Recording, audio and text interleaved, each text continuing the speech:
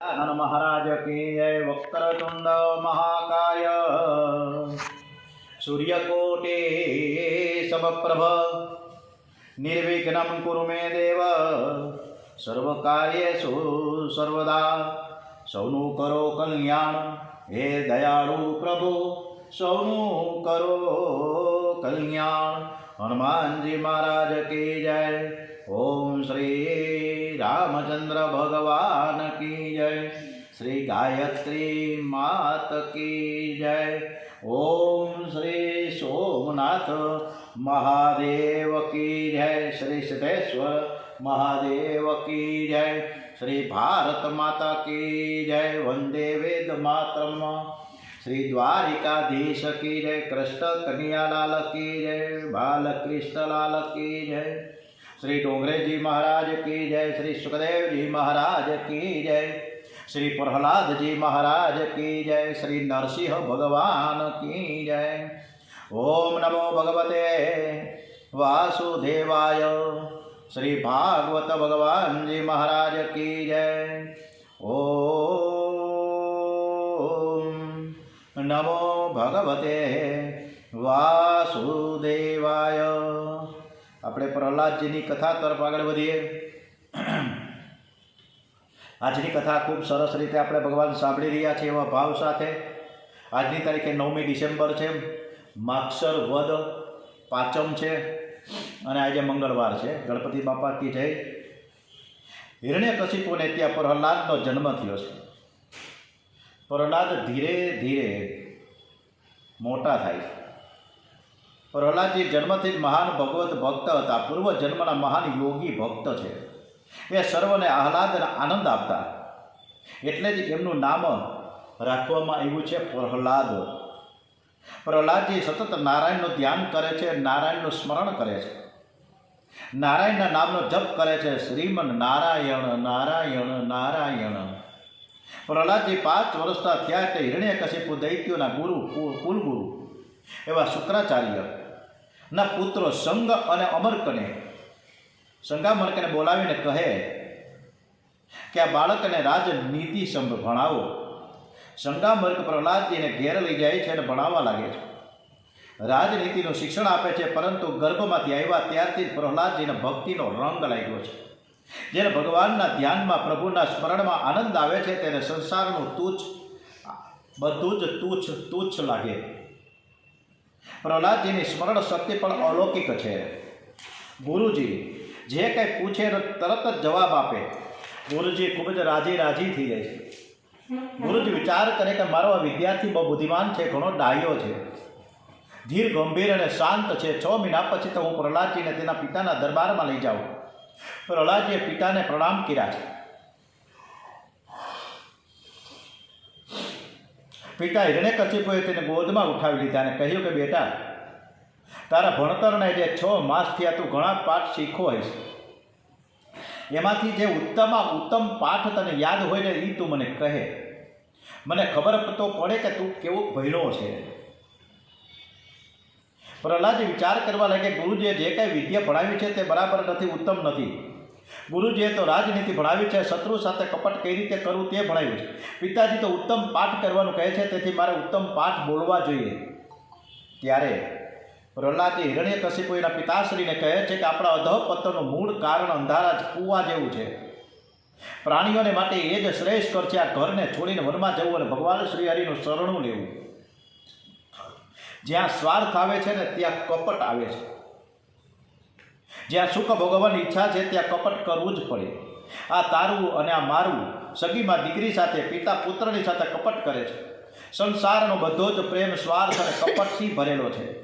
આ જીવ સાથે નિસ્વાર્થ ભાવે નિષ્કપટ ભાવે પ્રેમ એક પરમાત્મા જ કરે છે। પરમાત્માનો કોઈ સ્વાર્થ નથી, છતાં જીવ સાથે પ્રેમ કરે છે। પરમાત્માનો પ્રેમ શુદ્ધ છે, નિસ્વાર્થ છે। હજારો જન્મથી વિખૂટો પડેલો હું લૌકિક સુખ ભોગવી ચૂક્યો છું, છતાં તૃપ્તિ થતી નથી। તૃપ્તિ માત્ર ત્યાગથી થાય છે। સંસાર એ દુઃખનો દરિયો છે, દરેક જીવ દુઃખી છે। પાપ અને પુણ્ય ભોગવવું જ પડે છે। ખરેખર સંસારમાં સાચી શાંતિ ક્યાંય નથી। ઘરમાં બરાબર ભજન થતું નથી, એટલે મારે ઘરમાં નહીં પણ વનમાં જ એકાંતમાં બેસીને નારાયણનું ધ્યાન ધરવું. જગત સાથે મારે બોલવું નથી. બોલવાની ઈચ્છા થાય તો લાલાની સાથે વાતો કરું. રમવાની ઈચ્છા થાય તો હું લાલાની સાથે રમું. અનેક જન્મના અનુભવ પરથી એવું નક્કી થયું છે કે હવે પરમાત્મા સાથે જ મારે રમવું છે. પ્રહલાદજી સુંદર બોલ્યા, પણ હિરણ્યકશિપુને તો અત્યંત ક્રોધ આવ્યો છે.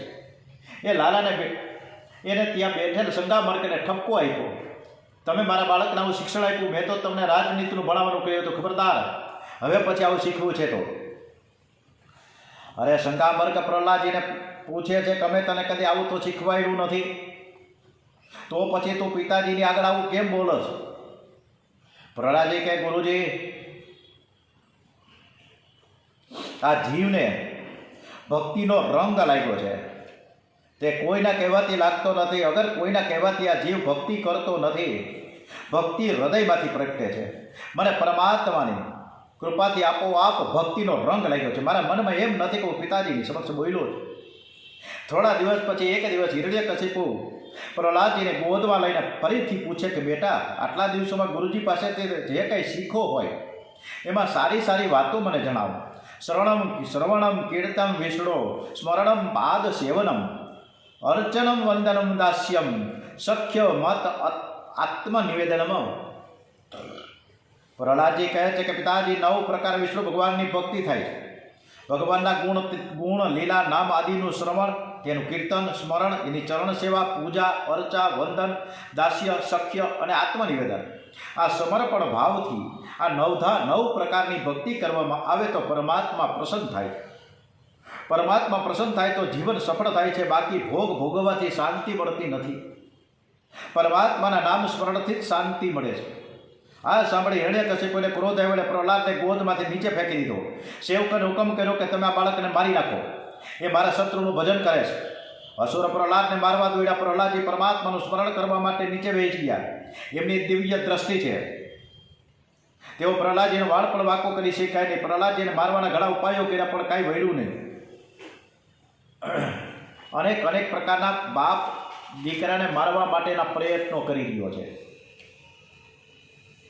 બજારમાં 2 જણા ફૂલ લેવા ગયા. એક ભગવાનની પૂજા માટે ફૂલ લેવા ગયો છે, આ એની ભક્તિ છે. અને બીજો એની પત્ની માટે ફૂલની વેણી લેવા ગયો, આ એની આસક્તિ છે. એકની ભક્તિ તો બીજાની આસક્તિ. એકને ઠાકોરજીને શણગારવાની ભાવના તો બીજાને લાડીને એટલે કે પત્નીને શણગારવાની ભાવના છે. બંને ક્રિયા એક જ છે, છતાં એકની ભક્તિ છે તો બીજાની આસક્તિ છે. દૈત્યો પ્રહલાદને મારે છે છતાં વાળ વાંકો થતો નથી. પ્રહલાદની ભક્તિ દિવ્ય છે. પ્રહલાદ નિર્ભય છે. પ્રહલાદજીને મારવા અનેક ઉપાયો થયા. હાથીઓથી, ઝેરી સર્પોથી, પર્વત ઉપર ગબડાવવાથી, માયાના પ્રયોગોથી, ઝેર આપવાથી, ઊંડા ખાડાઓમાં પૂરવાથી, પાણીમાં ડુબાડવાથી, અગ્નિમાં નાખવાથી મૃત્યુ પામી, એવા અનેક ઉપાયો થયા. પણ પ્રહલાદજી મરતા નથી. આથી હિરણ્યકશિપુને આશ્ચર્ય થયું કે આ બાળક કંઈ જાદુગર લાગે. આથી હુકમ કર્યો કે તેને અંધારા ઓરડામાં કેદ રાખો, અંજળ આપશો જ નહીં. અંજળ વિના તે મરી જશે. પ્રહલાદજીને અંધારા ઓરડામાં પૂરી દીધા. કોકને અંધાર ઓરડું અને શું કહી શકાય, આપણા દેશને માટે જે આઝાદી માટે મરી ફિટકાર્યા છે એવા વીર સાવરકરને આજે આપણે યાદ કરીએ કે 50 વર્ષ સુધી આંદામાન નિકોબારની પોર્ટ બ્લેયરની એ જેલમાં રહ્યા છે. 50 વર્ષ કોને કહેવાય? અડધી જિંદગી વહી ગઈ.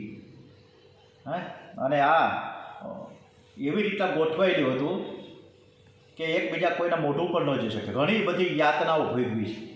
એટલા બધા કેદીઓને રીબાઈને મર્યા છે. એ પછી આપણે આઝાદી મળી છે, એમને આઝાદી નથી મળી. એટલે આપણા બધા વીર જવાનોને, વીર સાવરકરજીને, ભગતસિંહજીને બધાને નમન અને વંદન કરીએ. પ્રહલાદજીને અંધારા ઓરડામાં રાખવામાં આવ્યા, જરા પણ બીક નહીં. શાંતિથી બેઠા બેઠા પરમાત્માનું સ્મરણ કરીશ. એ શાંતિથી કૃષ્ણ કીર્તન કરે છે. હરે કૃષ્ણ કૃષ્ણ કૃષ્ણ હરે હરે, શ્રી રામ જય રામ, જય જય રામ, શ્રી રામ જય જય રામ મંગલ ભવના અમંગલ હારી દ્રવૌસો દશરથ અજીર બિહારી નમઃ શિવાય ઓમ નમઃ શિવાય હરિ ઓમ તત્સત નમઃ શિવાય ઓમ ભૂર્ભુવસ્વ તત્સવિતુર્વરેણ્યં ભર્ગો દેવસ્ય ધીમહિ ધિયો યો નઃ પ્રચોદયાत् ઓમ નમો ભગવતે વાસુદેવાય ઓમ નમો ભગવતે વાસુદેવાય. ખૂબ સરસ મજાનું કીર્તન શરૂ થયું. સુખમાં ભગવત કૃપાનો અનુભવ કરે છે એ સાધારણ વૈષ્ણવ, પરંતુ દુઃખમાં પણ ભગવત કૃપાનો અનુભવ કરે છે અને સેવા સ્મરણ છોડે નહીં એ મહાન વૈષ્ણવ છે. દેવકી વસુદેવ પર કેટલું દુઃખ પડ્યું છતાં પણ તે ધીરજ ગુમાવતા નથી. આપણા ઉપર તો સહેજ દુઃખ આવી જાય તો આપણે અકળાઈ જઈએ છીએ. અતિશય દુઃખમાં પ્રહલાદ વિચાર કરે કે મારા ભગવાન મારી સાથે છે, પછી તો બીક શું રાખવું? બીક જેને લાગે તે ઈશ્વરથી દૂર છે. અંધારામાં પણ પ્રહલાદ કૃષ્ણ કીર્તન કરે છે. ભગવત પ્રેમમાં તેને દેહભાન પણ રહેતું નથી, તો પછી ખાવા પીવાની તો વાત જ શી કરવી? માલિકનો નિયમ છે જગતમાં એક પણ જીવ ભૂખ્યો ન રહે. વૈકુંઠમાં ભગવાન ભોજન કરતા નથી, એમનું નામ છે વિશ્વંભર. એ સર્વનું ભરણ પોષણ કરે છે, સર્વને તૃપ્ત કરે છે, પછી આરોગે છે. આજે વિષ્ણુ ભગવાન લક્ષ્મીજીને પૂછે છે કે જગતમાં કોઈ જીવ ભૂખ્યો તો નથી ને? લક્ષ્મીજી કહે કે બધાને મળ્યું છે, પણ તમારો ભક્ત પ્રહલાદ કેદમાં પુરાણો છે અને ભૂખ્યો છે. ભગવાન કહે દેવી તેને માટે જલ્દીથી પ્રસાદ મોકલો. લક્ષ્મીજીએ સેવકોને આજ્ઞા કરી કે કેદમાં જઈને પ્રહલાદજીને પ્રસાદ આપી આવો. સોનાના થાળમાં લક્ષ્મીજીએ સુંદર પ્રસાદ મૂકીને પાર્ષદની સાથે મોકલો. પાર્ષદ તે પ્રસાદ કારાગૃહમાં પ્રહલાદજી પાસે લઈને જાય છે. પાર્ષદે કહ્યું કે આ પ્રસાદ લક્ષ્મીજીએ ખાસ તમારા માટે મોકલો છે. પ્રહલાદજીને આનંદ થયો, મારી માએ મારા માટે પ્રસાદ મોકલો છે. મારી મા કેટલી કાળજી રાખે છે, તેમને મારી કેટલી ચિંતા છે. પાર્ષદો પ્રસાદ આપીને ચાલી ગયા. પ્રહલાદજી પ્રસાદને વંદન કરીને ભગવાનનું સ્મરણ કરતા કરતા પ્રસાદ આરોગવા લાગ્યા. આ તો વૈકુંઠનો પ્રસાદ હતો, તેથી તેમાં કેસર અને કસ્તુરીની સુગંધ આવતી હતી. હિરણ્યકશિપુના સૈનિકો કારાગૃહની બહાર પૈરો ભરતા હતા. એમના મોઢામાં પાણી છૂટવા લાગ્યું. એમણે જઈને હિરણ્યકશિપુને ખબર આપી કે દરવાજો બંધ છે, પૈરો ભરીએ છીએ, પણ પ્રહલાદ અંદર કંઈક ખાય છે, અંદર કંઈક ગરબડ જેવું હોય એવું લાગે છે. હિરણ્યકશિપુ ક્રોધમાં દોડતો આવ્યો, લાત મારીને દરવાજો તોડી નાખ્યો. અંદર જઈને જોઈએ તો પ્રહલાદજી પ્રસાદ ખાય છે. પૂછે કે સાચું બોલ, તને કોણ આપી ગયું? ત્યારે પ્રહલાદજી કહે કે પિતાશ્રી, હું તમને શું સમજાવું? તમે કોઈ વાતમાં સમજતા તો છો નહીં. માના હૃદયમાં હતો ત્યારે જેમણે મારું પોષણ કર્યું હતું એ જ અહીં મારું પોષણ કરે છે. તમે થોડા મારું પોષણ કરો છો, તમે તો મારવા માટે તૈયાર થયા છો. હિરણ્યકશિપુ વિચાર કે આ કોઈ પણ ઉપાય મળતો નથી, આ બાળક મને મારવા માટે આવ્યો છે કે શું? એ ગભરાઈ ગયો. ત્યાં સંદામર્ક આવે છે. રાજાનો નિસ્તેજ ચહેરો જોઈને તે કહે છે કે એ તો બાળક છે, થોડા દિવસ પછી ભૂલી જશે. અમે તેને વરુણ પાસમાં બાંધી રાખીશું. 4 મહિના પછી શુક્રાચાર્યજી આવશે, તેને જેમ કહે તેમ કર્યા કરજો. સંદામર્ક પ્રહલાદને વરુણ પાસમાં બાંધીને આશ્રમમાં લઈ આવ્યા અને તેને ત્યાં રાખે છે. આશ્રમમાં ઘણા બધા રાક્ષસ વિદ્યાર્થી ભણે છે. એમની સાથે વાતો કરવામાં પ્રહલાદજીને ખૂબ જ આનંદ આવ્યો છે. સંદામર્કે બધા જ બાળકોને રાજનીતિ ભણાવવા એક દિવસ ગુરુજીની બહાર ગયા અને ત્યારે બધા જ બાળકો ગેડી દડો ક્રિકેટ રમતા હતા. પ્રહલાદજીએ તે બાળકોને બોલાવ્યા કે આપણે રમવાનું હમણાં છોડી દો, હું તમને કહું, તમારે સાંભળો, બધા બેસી જાઓ છાનમુના. અને બધા જ સરસ રીતે ગોઠવાઈ ગયા અને સાંભળવા માટે, પ્રહલાદજીની વાતો સાંભળવા માટે બેસી ગયા છે. ચાલો હું આજે નવીન રમત બતાવીશ. બધા જ બાળકો પ્રહલાદની આસપાસ વીંટળાઈને બેસી ગયા હતા. કાન હાથ ધર્યો કે શું કહેવા માંગે છે. પ્રહલાદજી બધા જ બાળકોને ભાગવત ધર્મનો ઉપદેશ કરે છે કે મિત્રો, આ સંસારમાં મનુષ્ય જન્મ અતિ દુર્લભ છે. મનુષ્ય શરીર વડે અવિનાશી પરમાત્માની પ્રાપ્તિ થઈ શકે. પક્ષીઓ ભોગ ભોગવે છે, મનુષ્ય પણ ભોગ ભોગવે છે, પણ એટલું યાદ રાખો કે આપણને આ શરીર મળ્યું છે તે ભોગ માટે મળ્યું નથી, ભગવાનને પ્રાપ્ત કરવા માટે મળ્યું છે. શરીર નાશવંત છે, છતાં મનુષ્ય જન્મ દુર્લભ છે. અનેક વાર જન્મ મરણનો ત્રાસ ભોગવતો આ જીવ મનુષ્ય શરીરમાં આવ્યો છે. એટલે આ મનુષ્ય અવતાર છે ને બહુ મોંઘો છે, મહામૂલ્ય કહી શકાય. મનુષ્ય દુઃખ માગતો નથી, છતાં અચાનક દુઃખ આવીને ઊભો રહે છે. આપણે કોઈ માગીએ કે મને આવી વિપત્તિ આવે, અને છતાં આવી તો જાય જ છે. કોઈ એવી માનતા તો નથી રાખતું કે મને 105 ડિગ્રી તાવ આવે, મને શરદી ઉધરસ થાય, તાવ આવે તો હું સત્યનારાયણ ભગવાનની કથા કરું. એમ છતાંય પણ તાવે આવે છે અને શરદી ઉધરસ એ થાય જ છે. વગર પ્રયત્ને પ્રારબ્ધ પ્રમાણે દુઃખ આવે છે, તેમ વગર પ્રયત્ને પ્રારબ્ધ પ્રમાણે સુખ મળે છે. સુખ દુઃખ પ્રારબ્ધના આધીન છે. જેના પ્રારબ્ધમાં સુખ લખ્યું નથી તે બંગલામાં બેઠો હોય છતાં પણ તેને શાંતિ, બંગલામાં હોય છતાં પણ તેને શાંતિ મળતી નથી ને અશાંતિ રહીને હૈયું બાળે છે. અને જેના ભાગ્યમાં સુખ લખ્યું છે તે જંગલમાં ઝાડ નીચે બેઠો હોય છતાં પણ તેને શાંતિ મળે છે. દુઃખને માટે કોઈ પ્રયત્ન કરતો નથી છતાં દુઃખ આવીને ઊભો રહે છે. માટે સુખ અને દુઃખ માટે પ્રયત્ન ન કરો. જે પ્રારબ્ધ પ્રમાણે મળવાનું છે એને પ્રયત્ન કરવાની કોઈ જરૂર નથી. પ્રયત્ન પરમાત્માને પ્રસન્ન કરવા માટે કરો. પ્રયત્ન કરો પ્રહલાદજીને મેળવવા માટે, પરંતુ કોઈ પરમાત્માને માટે પ્રયત્ન કરતું નથી. બાળકો કહે કે પરમાત્માને પ્રસન્ન કેવી રીતે કરવા, અમને તો કંઈ ખબર નથી. પ્રહલાદ કહે એક જ પરમાત્મા સર્વમાં બિરાજેલા છે તેવી દ્રષ્ટિ કેળવો. જગતને પ્રસન્ન કરવું તે કઠણ છે, પણ મારા શ્રી કૃષ્ણને પ્રસન્ન કરવા કઠણ નથી. બાળકો પૂછે કે પ્રહલાદ અમને તો ભગવાન દેખાતા નથી, તો તેનું આરાધન કઈ રીતે કરવું? પ્રહલાદે કે ભગવાનનું ધ્યાન કરો, તેમાં તન્મય થાવ, અને જેને જગત ન દેખાય તેને ભગવાન દેખાય છે. પ્રહલાદ દૈત્ય બાળકોને કહે છે કે હું તમને જે કંઈ કહી રહ્યો છું તે મને નારદજીએ કહ્યું. બાળકો પૂછે તારી ઉંમર તો નાનકડી છે, તું નારદજીને ક્યારે મળવા ગયેલો? પ્રહલાદજી કે મારા પિતાજી મંદરાચલ પર્વત ઉપર તપ કરવા ગયેલા, ત્યારે ઇન્દ્રાદી દેવોએ દાનવ ઉપર ચડાઈ કરી હતી. ઇન્દ્ર મારી માને કેદ કરીને લઈ જતો હતો, અને રસ્તામાં ઇન્દ્ર અને નારદજી મળ્યા. નારદજીએ ઇન્દ્રને કહ્યું કે કયાધુને તું છોડી દે. એટલે ઇન્દ્રે મારી માને છોડી દીધી. મારી માતા નારદજીના આશ્રમમાં ગઈ. ત્યારે હું મારી માતાના ઉદરમાં હતો. માતાજીએ સંતોની ઘણા સેવા કરી. મા કથા કીર્તનમાં પણ જતી. હું મારી માતાના ઉદરમાં બધું જ ધ્યાન દઈને સાંભળતો હતો. એમાં આવતું હતું કે પરમાત્માને પ્રસન્ન કરવાનું સરળ સાધન છે કીર્તન. માતાને કીર્તનમાં અનેક વાર નિંદ્રા આવે, પણ હું તો સાવધાન થઈને કથા સાંભળતો. નિંદ્રા દેવીને કથા કીર્તનમાં વિઘ્ન કરવાની એક આદત હોય છે. કુંભકર્ણનું મરણ થતાં તેની પત્ની નિંદ્રા દેવી વિધવા થઈ. એ રામચંદ્રજી પાસે આવી, કહેવા લાગી કે આપે મારા પતિને માર્યો છે, હવે હું ક્યાં જાઉં? રામચંદ્ર કહે તું માંગે તે સ્થાન તારે આપું. ત્યારે નિંદ્રા દેવીએ કહ્યું કે હું તો તમારું કથા કીર્તન થતું હશે ત્યાં જ મારું આસન રાખીશ, અને ત્યારથી આ કથામાં શ્રોતાઓ એનો અનુભવ કરે છે.